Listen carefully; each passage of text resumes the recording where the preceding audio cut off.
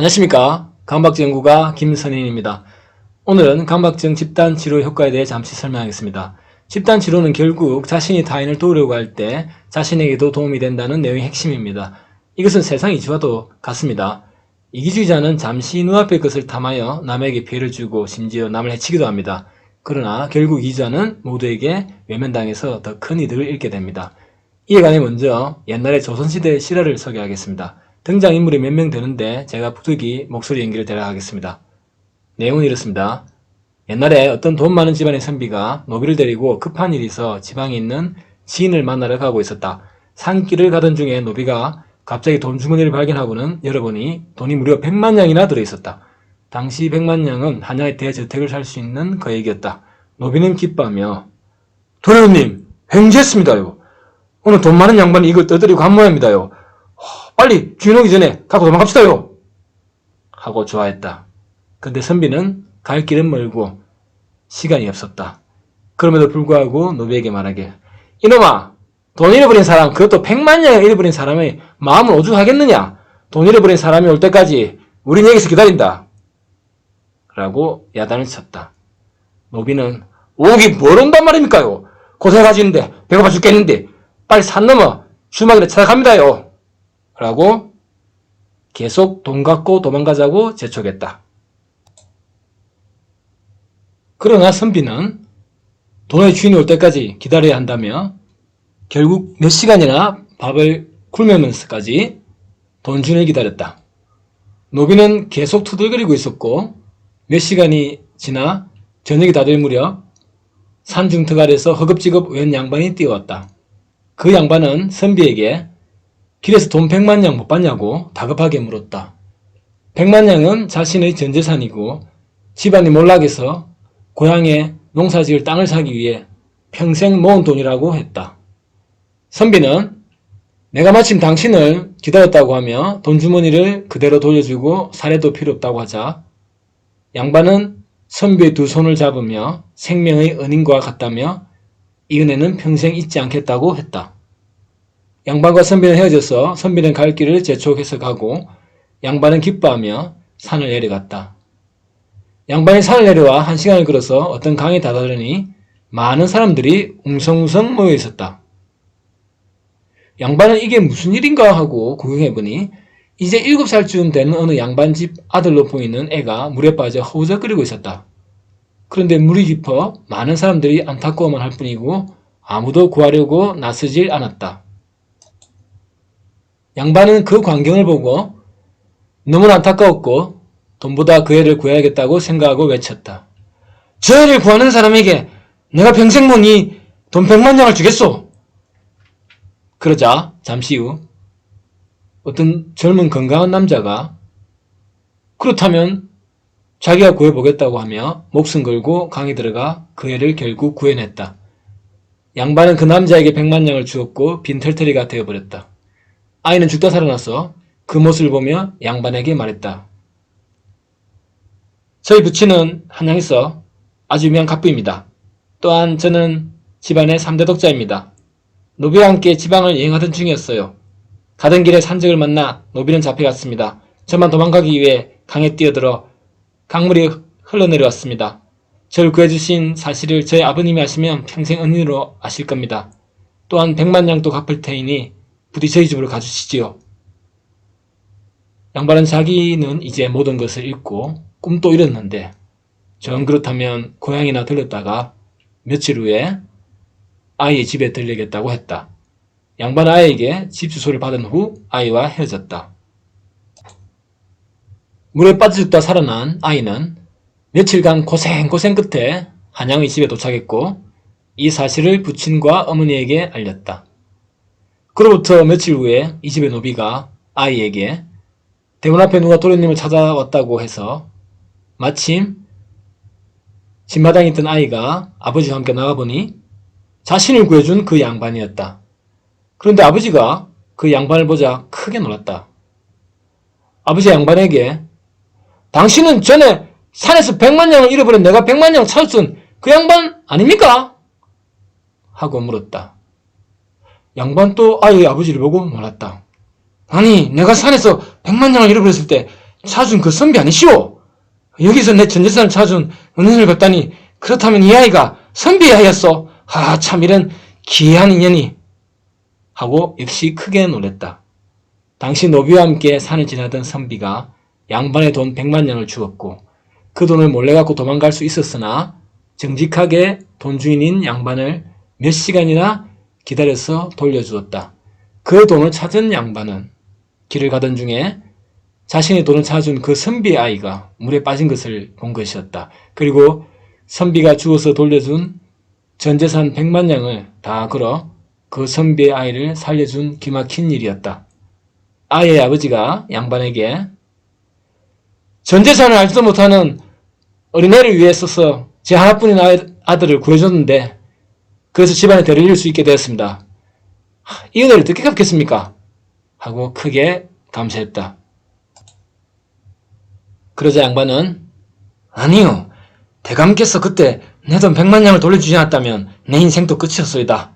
길 가던 대감의 아들이 물에 빠져 죽게 되어도 아무런 살릴 방법이 없었을 것이요. 모든 게 다 대감이 제게 베푼 은혜 때문이니 대감이 복을 받은 거지요. 라고 말했다. 아이의 아버지는 그에게 100만냥보다 더 많은 돈을 주었고 고향에서 농사를 짓다가 힘든 일이 생기면 언제든지 오라고 하였다. 그 이후 두 사람은 자주 서신을 주고받으며 서로를 은인으로 생각했다. 그런데 그동안 고향으로 내려간 양반은 농사를 여러 번 실패하였다. 그때마다 아이의 아버지에게 도움을 청했고 그 아버지가 크게 도왔다.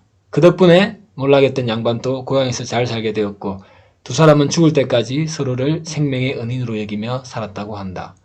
조선시대의 이 실화는 결국 남을 위한 마음이 자신을 위하는 것이다라는 교훈을 주는 미담입니다.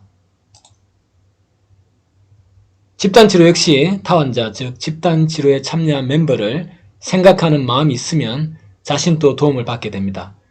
강박증 집단치료과는 강박증 모임이나 강박증 학술회 카페에서도 그 효과는 유사합니다. 그런데 환자가 강박증 학술회 카페에서조차 난 다른 환자의 고통 따위는 관심 없다. 그저 내만 나으면 돼. 정보 공유는 필요 없고 나만 필요한 것 읽고 가면 돼. 라는 이기적인 사고방식은 결국 자신도 나을 기회를 잃는 것입니다. 자기가 필요한 것도 결국 자기에 대해 말을 해야 그것을 알고 있는 타환자가 답을 해주는 것입니다. 강박증 환자의 마인드가 타환자를 위할 때 모임뿐 아니라 카페 게시판에서 글 쓰는 활동에서도 집단치료 효과는 얻을 수 있습니다. 단 정보가 환자를 위한 악의적인 의도가 아닌 선한 동기이고 또 바른 정보일 경우에 전제하는 것입니다. 강박증 집단치료 효과에 대해 소개하면 대표적으로 두 가지입니다. 첫째, 자신도 남에게 도움이 될 수 있다는 것입니다. 집단치료에서는 이것을 이타주의라고 표현을 하기도 합니다. 두 번째는 나만 이런 생각하는 것이 아니다 라는 것을 깨닫게 하는 것입니다. 집단치료 이론에서는 이것을 보편주의라고 표현합니다. 강박증 집단치료 효과 중 대표적인 이 두 가지를 간략히 설명하면 이렇습니다. 이 두 가지는 굳이 강박증 집단치료가 아니라고 해도 다른 질병이나 일반인들의 고민 등의 집단치료에서도 마찬가지입니다. 첫째, 나도 남에게 도움이 될 수 있다. 이타주의. 강박증 환자는 때로는 치료를 시작해도 의기소침해 있어서 자신은 남에게 아무런 도움을 줄 수 없다고 생각하기도 합니다. 스스로 결혼 강박증에 시달려 초죽음이 되어가는 상황에서 그런 부정적인 생각 외에도 주변 사람들의 병에 대한 무지로 인해 의지가 약한 인간, 할 일이 없어도 잡생각에 시달린 인간 등의 구박까지 받습니다. 그래서 더더욱 나는 남에게 부담 주고 싫어하는 반복 질문이나 반복 행동이나 해대는 인간이야 라는 잘못된 자의식을 갖게 될 수도 있습니다. 그런데 집단치료는 환자 본인이 도움을 받는 역할과 도움을 주는 역할을 교대로 번갈아 하며 서로 격려해주는 치료입니다. 그리고 강박증 환자 역시 자기가 겪는 증상 외에는 일반인과 같기 때문에 정상적인 조언으로 타 환자에게 도움을 줄 수 있습니다. 그래서 집단치료를 통해 환자가 자기가 남들에게 도움을 줄 수 있고 또 자신이 타 환자에게 중요한 인물일 수 있다는 사실을 발견할 수 있습니다. 집단치료 환자들은 집단치료 과정에서 그렇게 서로에게 지지, 위로, 조언, 통찰을 제공하며 서로 비슷한 문제를 공유합니다. 환자들은 의사, 상담가 같은 치료자보다 집단치료에 참여한 다른 환자들이 때로는 더 자발적이고 진실된 의견을 말해준다고 생각하기도 합니다. 또 그런 멤버들이 있음으로써 그 자체로도 편안하다고 말하기도 합니다. 둘째, 나만 이런 생각을 하는 것이 아니다. 보편성. 많은 강박증 환자들은 유독 자기만 아기를 죽이거나 딸을 강간하거나 길에서 남을 때려서 다치게 할 것 같거나 그 외 동성애 근친상감, 위험한 행동, 부끄러운 행동 등에 대한 생각을 하는 것 같다는 불안을 갖고 있습니다. 심리치료를 받아도 그런 불안, 심지어 자신이 거의 망상에 가까운 생각에 정신병이 아닌가라는 불안도 가지며 치료를 받기도 합니다. 그러나 집단치료에서 환자는 자신만 살인, 폭행, 근친상감, 동성애, 위험, 부끄러움, 자해 등에 관한 생각을 하는 것이 아니라는 사실을 깨달으며 크게 위안을 얻습니다. 즉 다른 멤버들이 자기와 유사한 걱정을 털어놓는 것을 듣고 난 후 환자들은 그냥 단지 자신도 그냥 거부감 있는 생각에 시달리는 한 명의 사람일 뿐이라는 것을 경험합니다. 이런 보편성은 개인 치료에서도 물론 중요한 부분입니다.